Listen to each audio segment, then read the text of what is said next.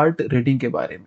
अब chart reading कोई ऐसा चैप्टर नहीं है जिसके बारे में आपको कंप्लीट इन्फॉर्मेशन एक वीडियो में शेयर कर पाऊं, बट हाँ आई विल मेक श्योर कि आपको जो क्लैरिटी चाहिए चार्ट को रीड करने के लिए उसके बारे में आपको मैं कंप्लीटली समराइज कर पाऊं।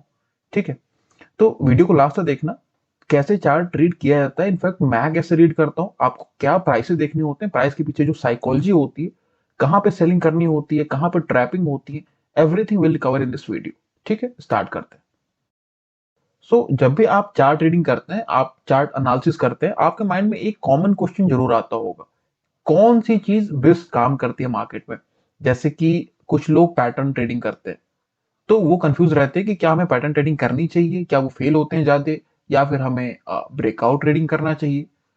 और तीसरा होता है आपका रिवर्सल ट्रेडिंग, तो आप वो सोच सकते हैं कि आपको रिवर्सल ट्रेडिंग करना है कि नहीं करना है। चौथा जो कि आजकल काफी कॉमन है, काफी ट्रेंडिंग है, दैट इज एसएल हंटिंग, जिसको आप बोलते हैं ट्रैप ट्रेडिंग। मतलब कि जहां भी ट्रैपिंग होती है उसके हम अपोजिट डायरेक्शन में ट्रेड करना पसंद करते हैं। तो एक ट्रेडर का सबसे कॉमन क्वेश्चन ये होता है कि हमें क्या फॉलो करना चाहिए। देखिए, आपको मैं कंफ्यूज नहीं करता, आपको मैं एकदम सिंपल स्ट्रेट आंसर देता हूँ। हर एक चीज मार्केट में काम करती है, सबकी एक प्रोबेबिलिटी होती है, सबका एक टाइम पीरियड होता है। आपको अगर मैं एक एग्जांपल दूं, अगर लेट से कि मैं ऑप्शंस का एग्जांपल दूं, ऑप्शन सेलिंग का, तो उसमें देखिए दो टाइप के प्लेयर्स होते हैं।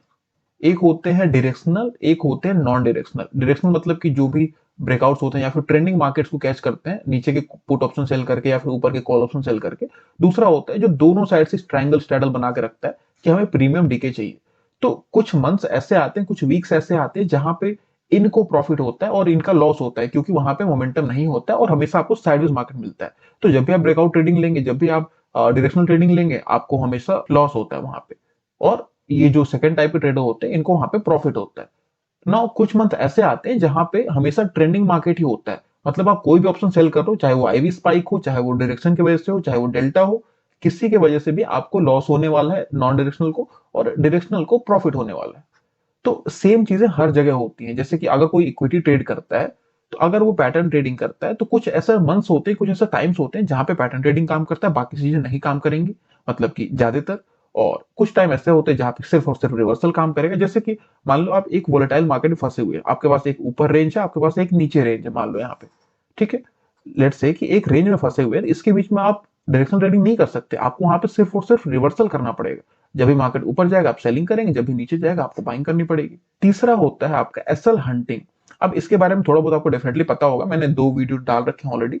एसएल हंटिंग क्या होता है, बेसिकली जैसे भी कोई भी लेवल होता है ना, प्राइस अगर उसके नीचे निकल जाता है तो वहां पे कुछ लोगों के एसएल होते हैं। जैसे कि अगर आपने यहाँ पे मान लो बाई करके रखा हुआ है, आपका स्टॉप लॉस कहाँ है, ये लास्ट स्विंग के नीचे, तो आपका स्टॉप लॉस यहाँ पे हिट होता है, वापस से प्राइस इमीडिएटली इस रेंज के अंदर घुस के ऊपर निकल जाता है। तो जैसे यहाँ पे एसएल हिट करके प्राइस ऊपर रेंज में आता है, लोग यहाँ पे एंट्री लेते हैं, और जो ये मोमेंटम होता है उल्टे साइड का, उसमें वो प्रॉफिट करने का कोशिश करते हैं। तो आपको मैं सिर्फ इतना बोलूंगा, हर चीज काम करती है, लेकिन आपको कैसे पता चले कि आपको कौन सा चीज यूज करना है, उसके लिए ना आपको थोड़ा सा हिट एंड ट्रायल यूज करना पड़ेगा। मतलब कि हर एक चीज ट्राई करके देखो। अगर आपको लगता है कि इसमें ज्यादा प्रॉफिटेबिलिटी, आप इसको करो। लगता है आपको एसएल हंटिंग जो ट्रैपिंग ट्रेड है उसमें ज्यादा पसंद आ रहा है, तो आप उसको करो। हाँ, ट्राई आपको करना पड़ेगा। कुछ एसएल इसमें लीजिए, आपको लगता है कि बार बार इसमें एसएल हिट हो रहा है, तो फिर छोड़ दो पैटर्न ट्रेडिंग, हो सकता है आपके लिए ना बना हो वो चीज। ठीक है, ट्राई कीजिए, एक एक चीज को एक्सप्लोर कीजिए, आपको जो पसंद है आप उसको ट्राई कीजिए। सीखना आपको लेकिन सब कुछ पड़ेगा। एक चीज ध्यान रखना, मार्केट में एक चीज सीख के कभी आप सस्टेन नहीं कर सकते हैं। अगर आप ट्रेडिंग करते हैं आपको इन्वेस्टिंग भी आना चाहिए, अगर आप इन्वेस्टिंग करते हैं आपको थोड़ा बहुत चार्ट ट्रेडिंग भी आना चाहिए। अब इन्वेस्टिंग में चार्ट ट्रेडिंग का कुछ लोग बोलेंगे क्या जरूरत है, बिल्कुल जरूरत है।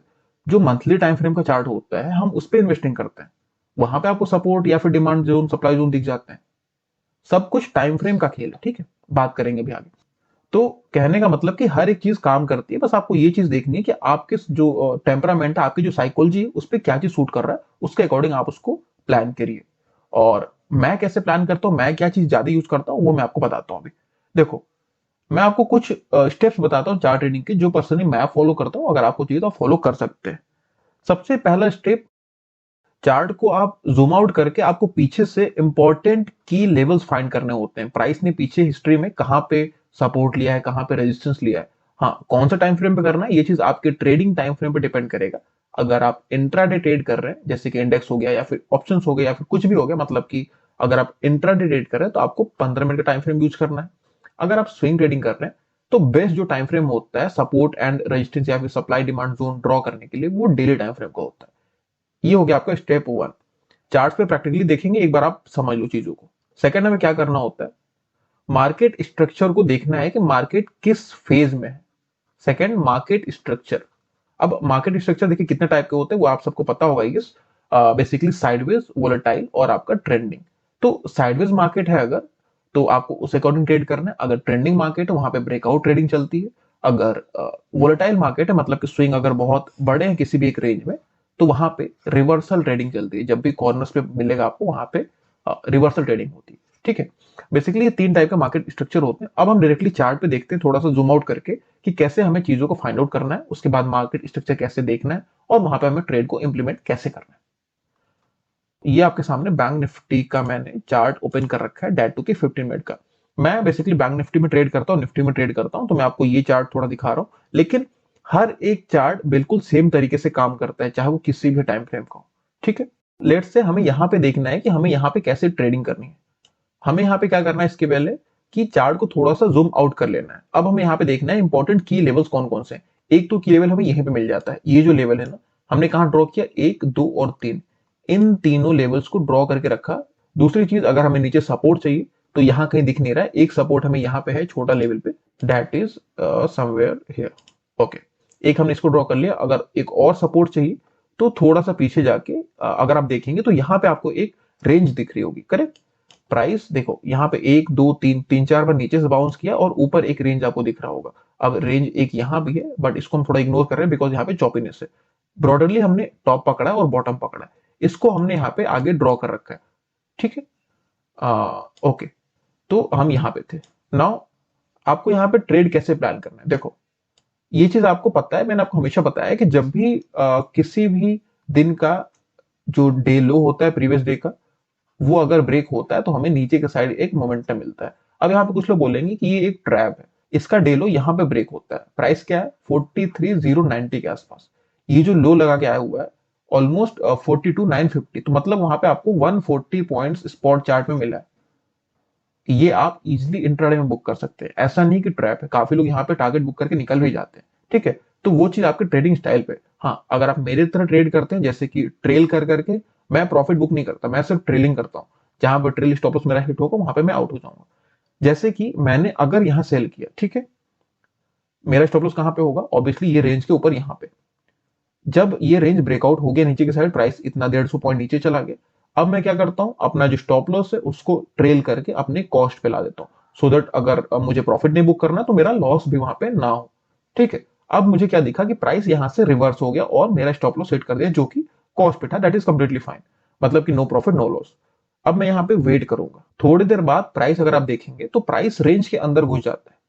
अब डायरेक्टली आप यहाँ पे बाइंग नहीं कर सकते ना, प्राइस नीचे गया अब डायरेक्टली ऊपर चला गया तो ये मोमेंटम आपको मिस करना पड़ेगा। ऐसे ट्रेडिंग नहीं होती है, आपको वेट करना होता है एक पुल बैक का। अब जैसे ये जो हाई बना था यहाँ पे, अब ये क्रॉस होगा तो यहाँ पे हमें बाइंग कर सकते हैं और हमारा जो स्टॉप लॉस होगा अगेन प्रीवियस लो पे, हमने यहाँ स्टॉप लॉस डाला, हमने यहाँ पे बाइंग करी और 1-2 के आसपास, मतलब कि जो रेंज का अपर साइड है वहां पे प्राइस जब भी गया तो हमें प्रॉफिट बुक करना है। इसके बाद प्राइस नीचे जाए, प्राइस और ऊपर जाए, यहाँ पे ना तो हमें रिग्रेट फॉलो करना है, ना तो हमें यहाँ पे फोमो में रखना है अपने आप को। ठीक है, तो हमने क्या देखा कि हमें प्रीवियसली पहले हमें देखना होता है कि कहाँ कहाँ चार्ट सपोर्ट हिस्ट्री में लिया हुआ है, उसके अकॉर्डिंग हम लेवल्स को ड्रॉ करते हैं, सो दैट हमें फ्यूचर्स में पता चल सके कि कहाँ पे वापस से सपोर्ट एंड रेजिस्टेंस एक्ट कर सकता है। दूसरी चीज, मार्केट स्ट्रक्चर क्या बन रहा है हम वो देखते हैं, उसके अकॉर्डिंग हम ट्रेड को अपने प्लान करते हैं कि अपने क्वांटिटी कितनी डिसाइड करनी है, हमें रिवर्सल ट्रेडिंग लेना है या फिर ब्रेकआउट लेना है, वो सारी चीजें हम उसके अकॉर्डिंग डिसाइड करते हैं।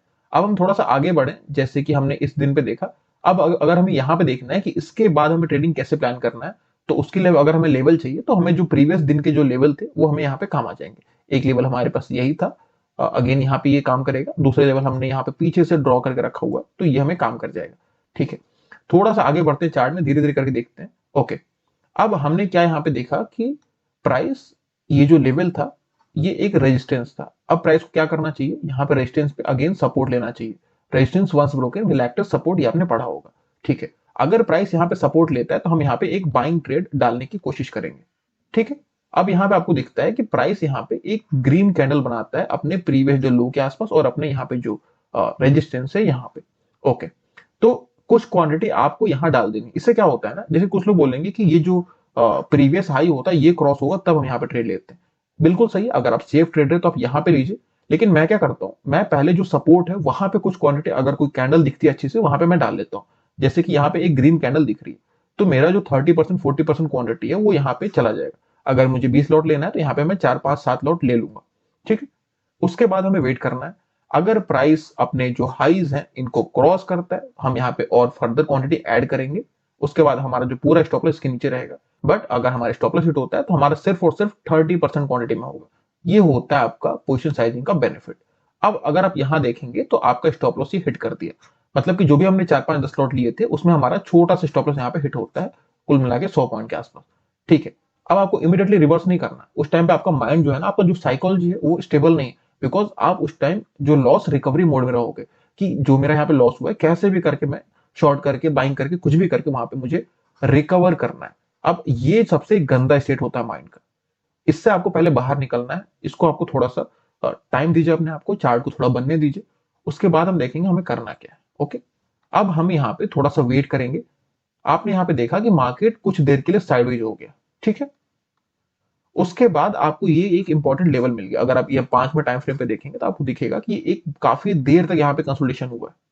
इस कंसोलिडेशन के बाद क्या होता है, जैसे कि जो प्रीवियस ट्रेंड था वो डाउन ट्रेंड था, उसके बाद एक कंसोलिडेशन दिखा, तो हम यहाँ पे वेट कर रहे हैं कि जब भी प्राइस इसके नीचे जाएगा हम यहाँ पे इमीडिएटली सेल करेंगे। और मैं आपको बोल नहीं रहा हूँ, ये प्रीमियम ग्रुप में या फिर आप नॉर्मल जो टेलीग्राम ग्रुप है सब में डाल के रखा था मैंने उस दिन पे। ठीक है, तो जाके आप चेक कर सकते हैं।